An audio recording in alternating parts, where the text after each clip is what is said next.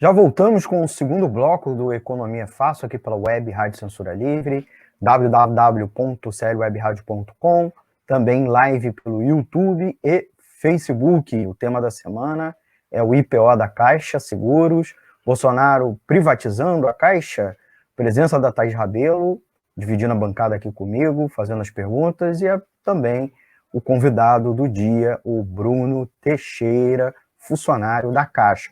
Muitos comentários, muita participação, vou botar aqui na tela algumas que a gente ainda não tinha posto. A Samantha Venkstein, eu acho que a pronúncia é essa.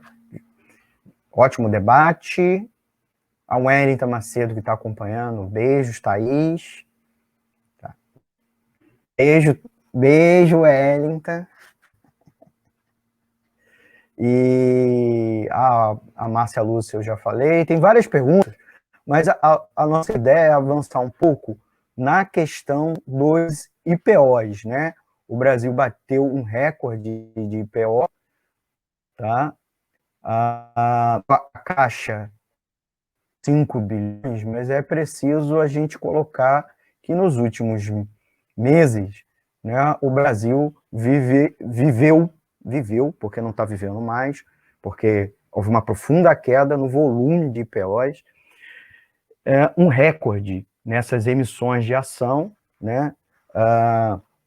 Esse ano começou com 13 empresas, e ano passado uma onda que alcançou, até mesmo parece que superou 2007, que foi o último momento de auge do mercado acionário brasileiro, porque antecede a crise econômica de 2008, né, a queda dos subprimes, as falências dos bancos nos Estados Unidos e na Europa, e de lá para cá a Bolsa deu bastante uma forte desacelerada, inclusive no volume dos IPOs, né? E aí, só para contextualizar um pouco, né, para trazer os dois para o debate, era algumas coisas que a gente precisa frisar, né? Que eu já falei um pouco que o mercado, depois, até fevereiro foi uma coisa, o lançamento das IPO, batendo recorde e tal. Mas desde então, março e agora em abril, a gente está praticamente no final de abril, hoje é dia 29, o mercado se apresenta bastante instável, né? Então, houve já uma reversão nisso. Mesmo, e assim, esse recorde se deu mesmo em meio a uma grave crise sanitária e humanitária causada pela pandemia de coronavírus. Então, de janeiro do ano passado até dezembro, foram 28 IPOs na Bolsa Brasileira, captando, como eu coloquei aqui na tela, 117 bilhões de reais, né? Que é o maior número em 18 anos. Em 2007, a B3 teve 64 IPOs, que levantaram 55 bilhões. Ano passado, ano retrasado, foram apenas 5 operações desse tipo no mercado brasileiro. E aí vem algumas coisas curiosas, né? O Rodrigo da Silva até colocou um pouco na tela, o perfil dos IPOs. O maior IPO de 2020 foi da rede DOR, que é aquela rede de hospitais particulares de luxo, vamos dizer assim, né? Nem de alto padrão, é de luxo, que estreou na B3 no começo, agora de fevereiro, começo de dezembro, valendo mais de 100 bilhões de reais. A operação levantou 11,4 bilhões. Aí, inclusive, reafirmando que o IPO não é o valor todo de mercado, é uma parte, né, do valor de mercado da empresa. E foi o terceiro maior IPO já registrado na B3. E aí a expectativa era que em 2021 continuasse, né, com ofertas ao todo, havia uma estimativa de 140 bilhões de reais e pelo menos 40 IPOs. E aí, por que esse boom? E aí, já passando para a Thaís comentar.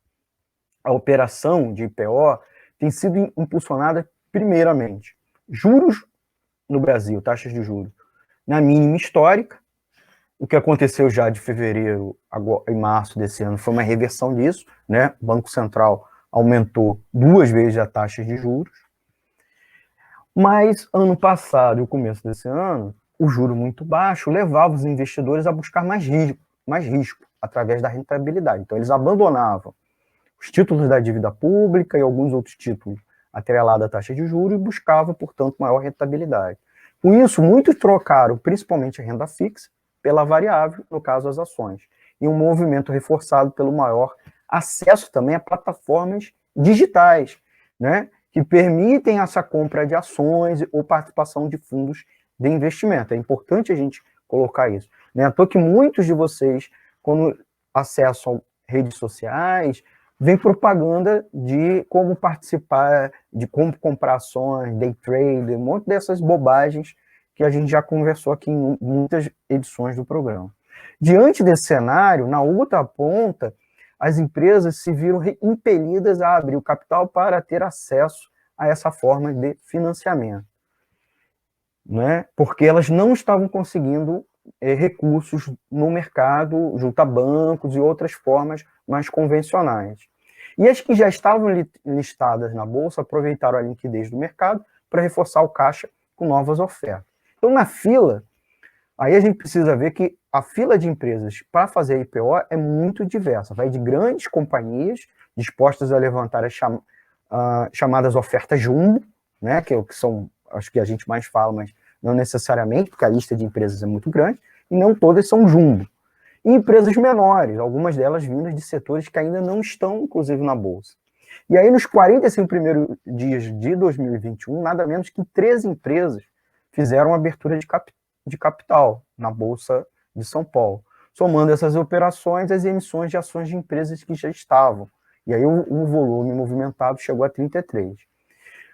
Gente, nesse momento tem mais de 30 empresas pedindo abertura de capital na Comissão de Valores Mobiliários, a CVM, que é o órgão regulador, regulador do mercado de capitais, esperando para realizar a oferta pública. Esse volume já foi mais de 5 vezes maior que o registrado, como eu disse, em 2007. Mas o mercado de capital começou a ficar bastante volátil, e aí as demais empresas que não fizeram IPO, pouco vêm se arriscando. Então, eles ou reduzem suas pretensões, que foi inclusive o caso da Caixa, ou adiam o plano para chegar na Bolsa. Inclusive, algumas estão esperando para fazer isso, se for no final do ano, ou mesmo em 2022. Thaís. Não, só comentar, a introdução do Almir deu uma boa esgotada no assunto já.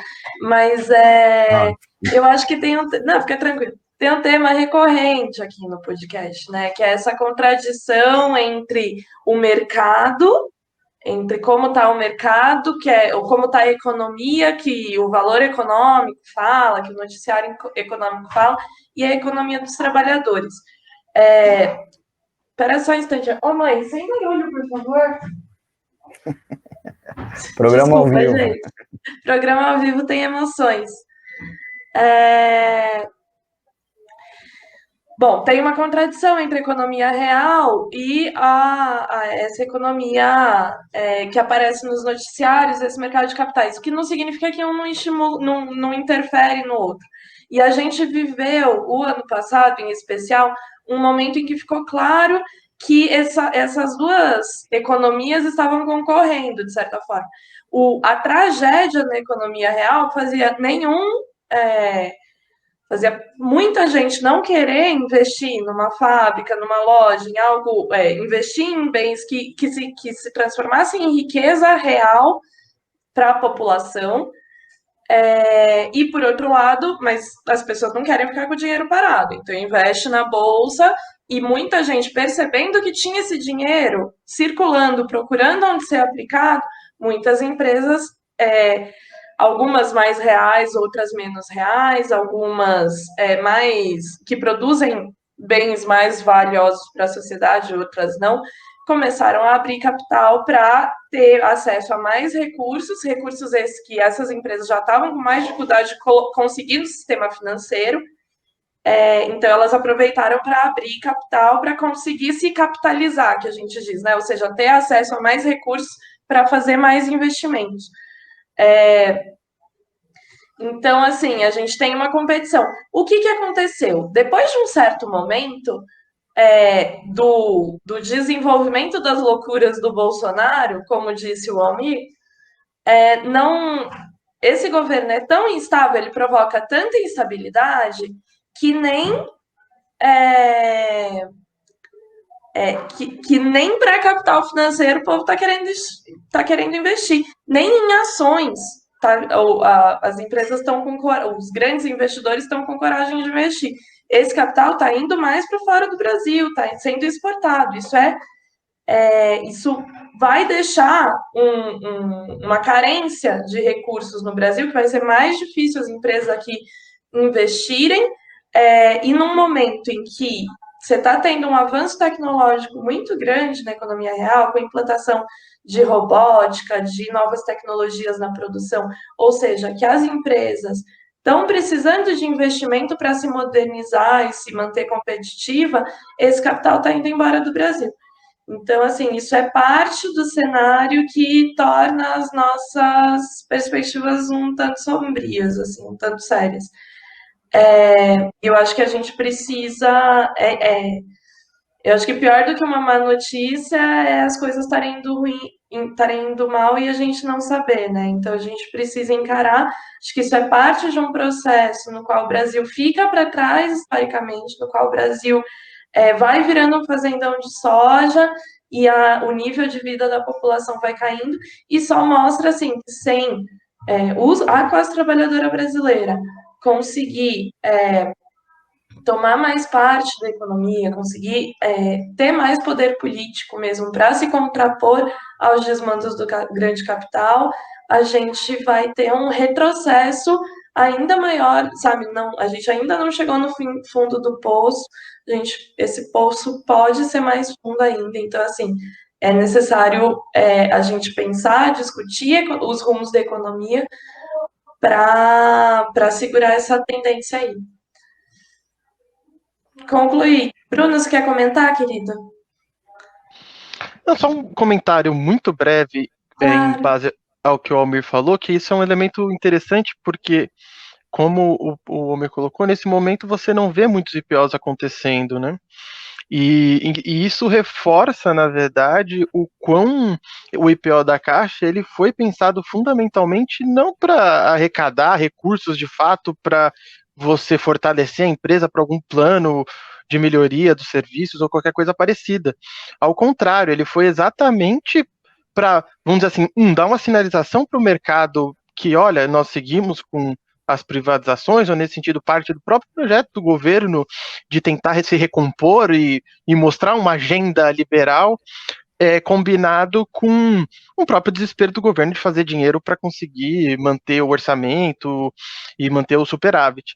Porque se você pensa do ponto de vista de arrecadar recursos no mercado, fazer o IPO da Caixa, que vamos dizer assim, quando começou, como o Albir bem lembrou, quando começou a discussão do IPO, a discussão era que o IPO da Caixa Seguridade fosse o maior IPO, talvez, da história do Brasil, fosse maior que o da Caixa Seguridade, fosse um negócio impressionante, mas eles abriram mão disso, porque o fundamental nesse sentido era sinalizar para o mercado e uma política de rapinagem, e menos algum tipo de preocupação de estruturar a empresa para atender melhor a população, ou conseguindo recurso, ou mesmo transparência, ou qualquer coisa que valha. Eu acho que é bem interessante você ver, então, isso que o Almir falou, né, que num cenário onde você tem poucos IPOs, a Caixa manteve mesmo assim o seu IPO, mesmo que isso desse menos dinheiro para a empresa mesmo. E não só vendeu, mas vendeu a preço de banana, né? Sim, pois não de banana, mas mais barato do que poderia. A valorização iniciou em 10%, terminou em 5%, que se você pensar para uma estreia, ainda mais é isso, né? Estava em 4,9 bi o preço inicial, e aí eu acho que ficou em 5 ponto alguma coisa, realmente. Assim, óbvio, não é desprezível, né, principalmente pro governo, mas pro que eles diziam...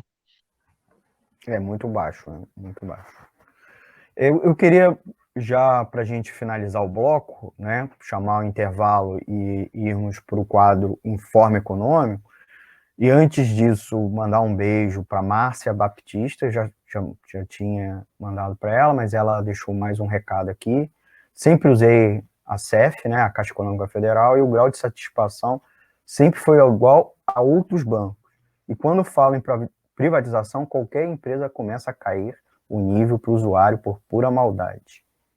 Né, eu acho que é uma percepção de um usuário, né, de quanto o usuário do banco, né, e já estão percebendo isso, né, a queda do serviço. O Rodrigo Pérez colocou um outro recado: o poço aqui no Brasil tem um subsolo, quer dizer, sempre começam com uma coisa mais pior, né, em vista.